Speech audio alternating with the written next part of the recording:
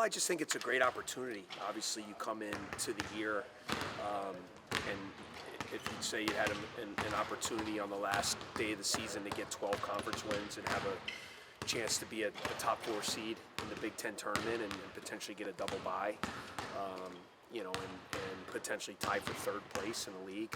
I think those are 3 things that are just, as you set goals to start the year, you want to be in position to do those things. So obviously senior night, you want to be able to finish out the home slate. So all those things, to say it's a must win, I think this time of year, I think every team should kind of view your games as must wins, right? We're in middle of March. Like you have to start playing all these games as if they're postseason games. So you get yourself ready as we head into the Big Ten tournament next week and hopefully get some games after that. I know that we're a couple years into the rebuild here, but the building, how do you think, how valuable do you think the home court advantage is to you guys? I think it's been huge. For us, we're 8-1 in conference here. I think it's our best record we've had at home since I've been here, and I feel like 3 or 4 of those wins were games that our crowd really helped us through. Where it was tight late in the game, our guys were maybe getting a little fatigued at times, and the energy of this crowd, the energy of the building, I thought kind of gave our guys the life they needed to kind of get it over the hump. And obviously when we built this building, that's everything we dreamed of. We wanted this place, in terms of the size, the way we constructed it, where the students were located. We wanted to create an atmosphere that would be a very tough place for teams to play, and I think that's played out this year. Hopefully we can finish the deal tomorrow. Has it set in for you yet that tomorrow night's going to be Boo's last game at Wells Ryan? Try not to think about it. It's been such a great 5-year journey.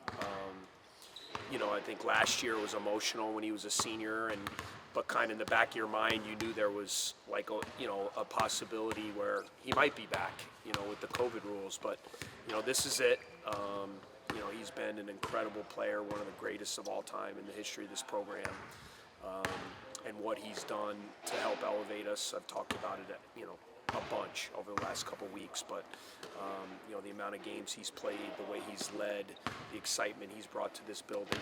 I'm hoping that we all can put an effort together that will be worthy of what he deserves and go out on a great note.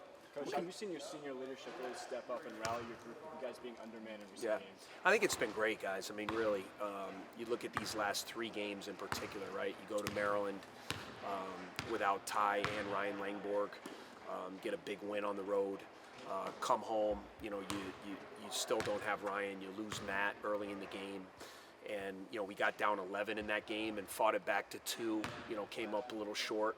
And then the other night, not having Matt, Ryan not being 100%, but kind of gutting it out, not having Ty, to have basically our best shooter with a 3-point shot in the air that, has a great chance to win the game, which on the road in a really emotional building like Michigan State and a great home environment. So, I think we've shown even throughout the injuries that we're extremely competitive. Obviously these two disappointing losses because you want to try to win every game.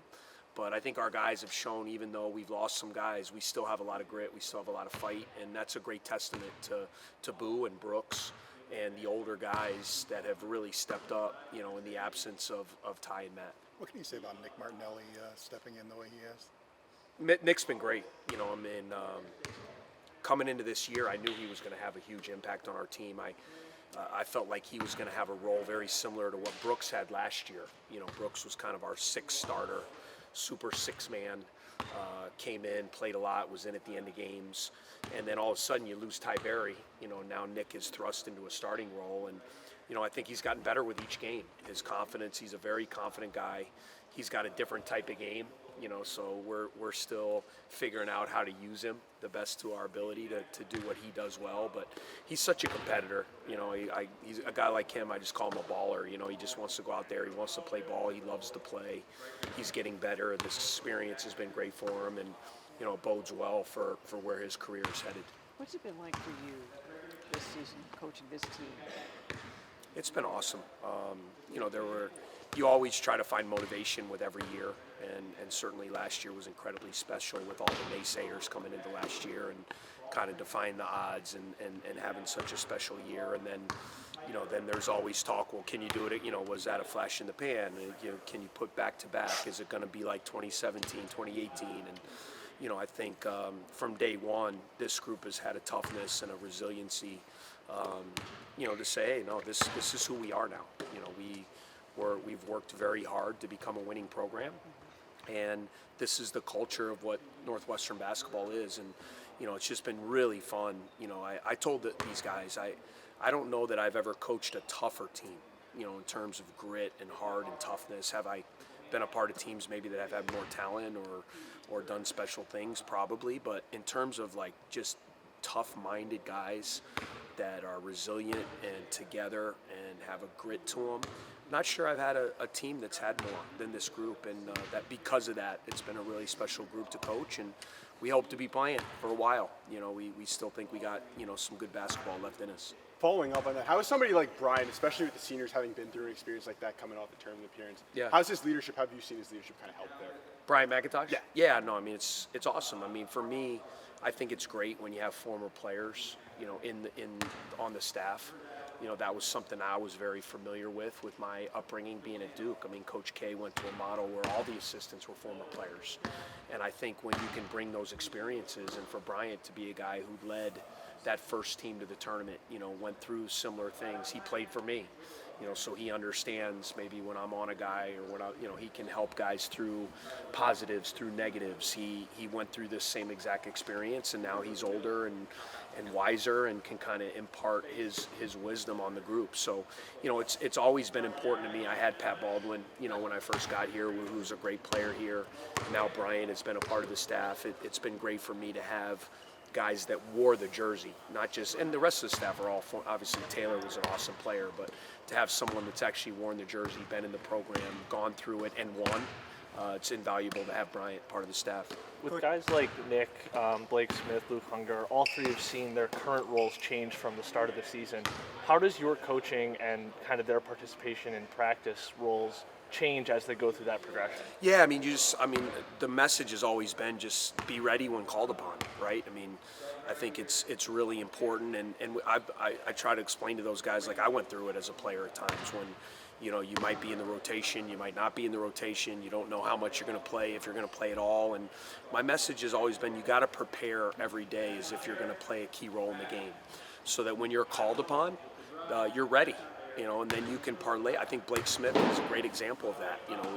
We've talked about him. He was redshirted in the first 20 games of the year, or 20 plus games, and all of a sudden you have injuries, and he's needed to play. But because he came every day and practiced and did a great job on scout team, and then now he's been ready to come in and help us. And same thing with the big guys. We kind of had a three-headed monster going the whole year, and there were times when one was playing well, others weren't playing well. I mean, you look at the whole year, it's kind of been, you hoped in a game, two of them, were kind of playing well. But now that, we won't have Matt, last game, and then, for sure tomorrow, those two guys need to step up, and obviously a guy like Blake Preston, who hadn't played a lot, but you're a senior and you're a sixth-year guy, and you've been a part of winning programs, and that's why we kind of brought him in here for that senior experience and veteran leadership. And I'm confident he can come in and do the job. And Luke, same thing. I mean, Luke, even though he's a freshman, for him to have now 30 games under his belt, we need those two guys to step up in a similar manner the way Blake has with the injuries to the guards. Coach, obviously last year on senior day you dropped a heartbreaker in overtime. Yeah. What would it mean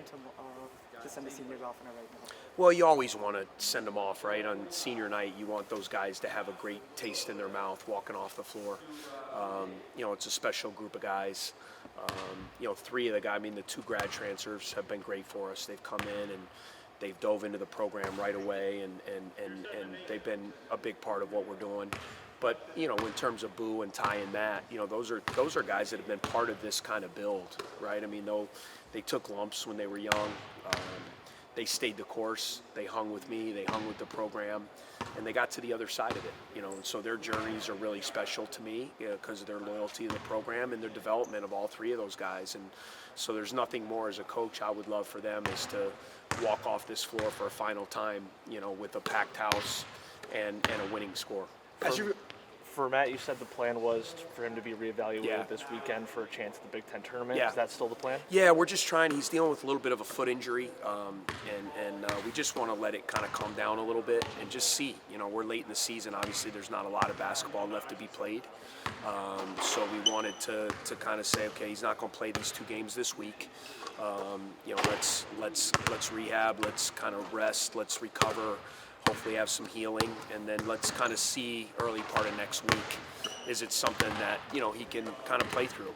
And obviously we have a great medical team, so we have the best of the best. Our trainers, our doctors, and we're going to do right by Matt. I mean, obviously his health is first and foremost, but with where we are in the season, with postseason looming, with there not being a huge amount of games left. If there's a way, even if in a limited, role, if there's a way where he could get out there and give us a few minutes here or there, then we're definitely going to explore that. And then you talked about with Boo about kind of having in the back of your mind of COVID eligibility. You're in the same situation with Matt Nicholson and Ty Berry. Yep. I know it's early, but have there been any conversations about either of those guys coming back next year? Yeah, I mean, certainly as a coach, right, I would love for both of those guys to be back. And, I think because of injury, one of the things that I'm happy for those guys is they do have the option where injury, both of those guys are not going to play on their senior night, right? That stinks.